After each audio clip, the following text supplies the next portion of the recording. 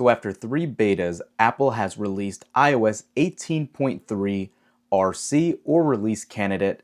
And if you guys are unaware or haven't really followed along with this specific beta cycle, it has been a little weird. It's been very inconsistent on release dates, and there is nothing really significantly new user-facing. There's a couple UI tweaks, the calculator's been updated a little bit, but everything's really behind the scenes and more performance, stability, and battery improvements that you can expect. Nothing new for Apple Intelligence. That will be coming in iOS 18.4. That we've actually done a video on, so you guys know what to expect. So for this one today, this should be very short and sweet. We'll take a look at the build number. The actual download itself came in over 7.8 gigs, which again for an RC is not uncommon, but keep that in mind, it'll take a little longer to download. If you're a developer, you can go pick it up right now. We'll talk about release date for everyone else as far as the public goes. Let's jump into it. So like we said in that introduction, we're going to make this one as short and sweet as possible. Let's jump right into it. Let's do our temp check from the device just finished updating. And as you can see, it is actually running cooler than it normally does right after a temp check.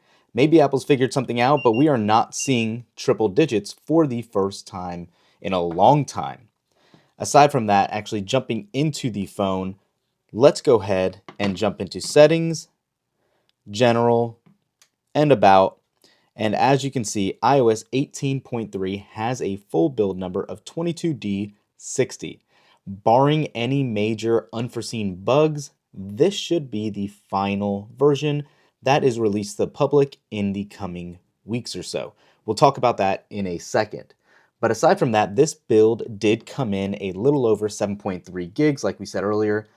There's no new features in here, right? So we don't need to jump around into Apple Intelligence or things like that as far as new features go.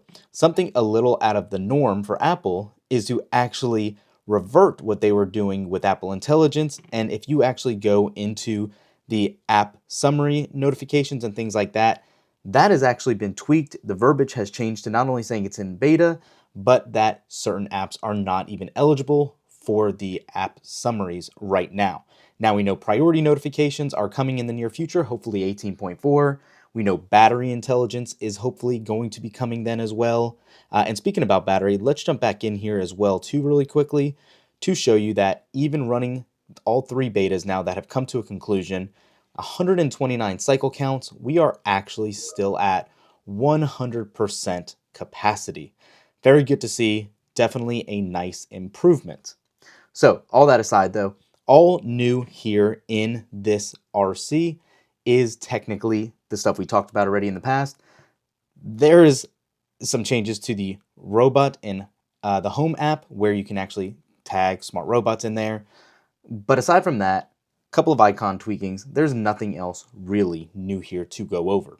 The best part of this video is what I want to talk about here, and that's when you can expect this release. So yesterday was a holiday here in the States, so obviously we didn't get the beta on a Monday. Today's Tuesday. I would anticipate this public release dropping on January 27th. The caveat to this is if they release an RC2, which is not unheard of, but it could cause a little bit of a delay in this release, and it could push it back to February 3rd. Not the farthest or worst scenario. I'm personally more excited to get this out to the public and begin on iOS 18.4, hopefully with, like we said, those improved Siri features, battery intelligent features. Hopefully we'll get a slew of new useful updates that Apple can offer. But as far as this goes, that's it for this one, guys. watchOS 11.3 did get released, so we'll have our video on that dropping here soon as well. Thanks for watching. We'll catch you in the next one. Peace.